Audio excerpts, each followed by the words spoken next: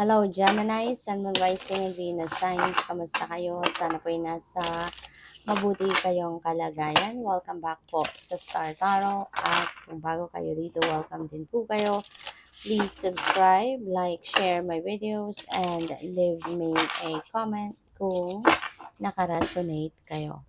So Gemini, we have liberation. Just let me be. Okay? Let me be. Wag nating kontrolin, no? Or wag ninyong kontrolin ang kung sino man, kung ano man yung gusto nila, ano man yung pangarap nila, yung ganyan. Kasi parang ano to baka meron ditong ang iba sa inyo seeking for liberation, seeking for freedom, parang gano'n. Gusto nila na maging free-spirited, 'di ba? Maaari kasi na ang iba sa inyo dito restricted by someone. Kaya parang sinasabi ninyo na, "Let me be." Okay? "Allow me to be myself." Yung gano'n. O, hayaan mo na yung gusto ko naman yung masunod, 'di ba? Hayaan mo na maging ako 'to. Kasi ako 'to, 'di ba? I want to be authentic to myself. I want to be free-spirited, yung ganyan. Kasi baka ang iba sa inyo ngayon, you're going to be liberating yourself, di ba, from this. Gusto mo na siguro na maglalakas ng loob ka na, di ba, na maging malaya at mag-break away ka na from this, no? So we have the mystic, and there is a reason you have those dreams. Ayan. So sabi dito, there's intuition, high priestess. Ayan. So this could be a reminder din para sa inyo. You know, na makinig kayo lagi sa inyong intuition. Malakas ang inyong radar, malakas ang inyong radar, malakas yung inyong tawag dito, yung inyong mga psychic abilities, malakas yan. Kaya, anhan mo yan, pakinggan mo yan sa ngayon, pakinabangan mo yan, kumbaga. Take advantage of it sa ngayon. No? Lagi kang makikinig at susunod sa binubulong ng intuition mo. Kasi, kung saan ka man dadalhin ito, that is where you will be happy, will be contented, will be fulfilled. Kasi dadalhin ka nito sa kung saan ka dapat mapunta. 'Di ba? Kung anong ikakabuti mo. Alright? Kaya yun ang mas dapat na pakinggan at sundin ninyo. So we have blessings and curses, psyche, self-love, beauty.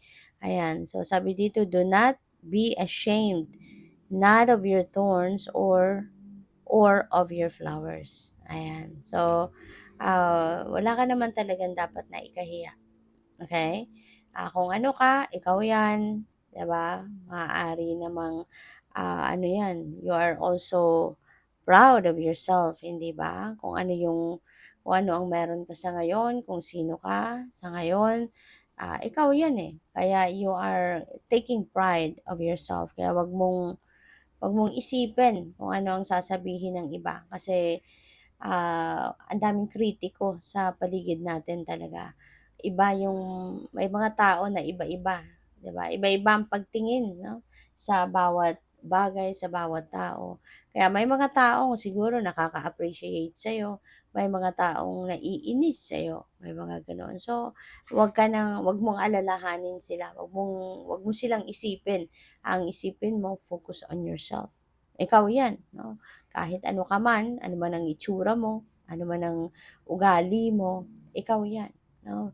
Ikaw lang ang tanging makakapagpabago din sa sarili mo if you decide to improve yourself, your appearance, or improve your pag-uugali, behavior, ikaw 'yan, no? Ikaw ang bahala diyan.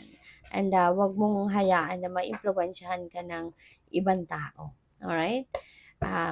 Mabuti kung ang influence is good influence, pero kung alam mong ah, bad influence, wag mo nang pakinggan, 'di ba? So, maraming salamat no for subscribing, and if you haven't subscribed yet, subscribe na kayo. And also, maraming salamat din for not skipping the ads. Malaking bagay po yan sa akin. And also, please click the join button sa baba ng video kung gusto niyo na mag-join sa membership.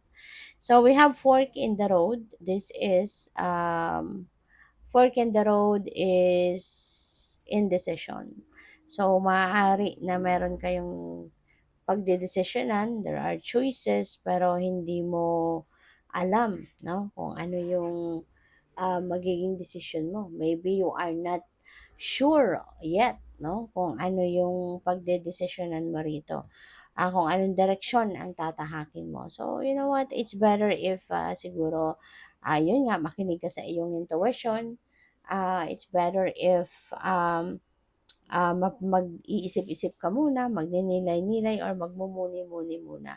Kasi makakatulong, no? If you are going to get back to your center, to your core, mas makakapag-concentrate ka at mas makakapag-isip ka ng mabuti. Okay?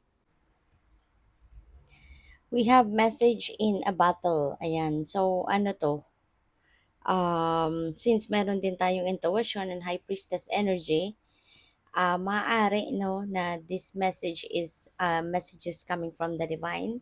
That could be intuitive messages, nudges, mga ganyan, ano, may mga downloads of information na po pwedeng sinisend sa'yo, no, ng divine universe to guide you. Maaari din na this is a message coming from someone, po pwedeng may sulat, po pwedeng merong email, text, mga ganyan, no? DM, PM. Kaya be on the lookout for your um, mga communication lines. Tignan-tignan ninyo yan kasi baka meron kayong mamiss, 'di ba?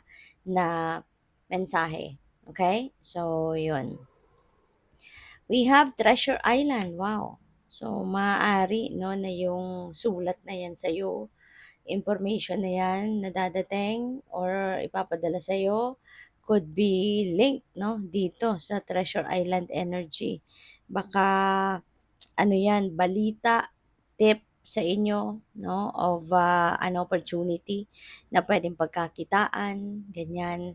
Kasi ano to, maaaring lucrative offer ito or po pwedeng kayamanan talaga, pera, material na bagay, 'di ba? Ang paparating sa inyo, no? So po pwedeng may ganong ganap dito for some of you. Maybe you are receiving wealth, no, sa ngayon. So, what else? We have exchanging gifts.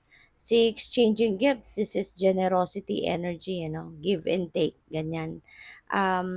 Maaari na nandun ka ngayon sa puntong meron kang kailangang tulong, meron kang kakailanganing um, support from other people, pero at the same time din, meron ka pa rin din maibibigay, no? Meron ka ding maitutulong sa iba.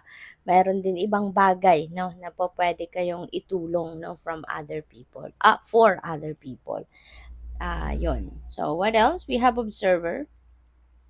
For some of you, kailangan siguro ngayon na mas maging mapag-obserba ka, mas maging mapagmatyag ka, mas maging vigilant ka, no? Kasi baka mayroon mga bagay dito na kailangan mo munang pag-aralan. Kailangan mong aralin, kailangan mong alamin, no? Before you take action. So, good luck. Thank you for watching Love and Light. Namaste.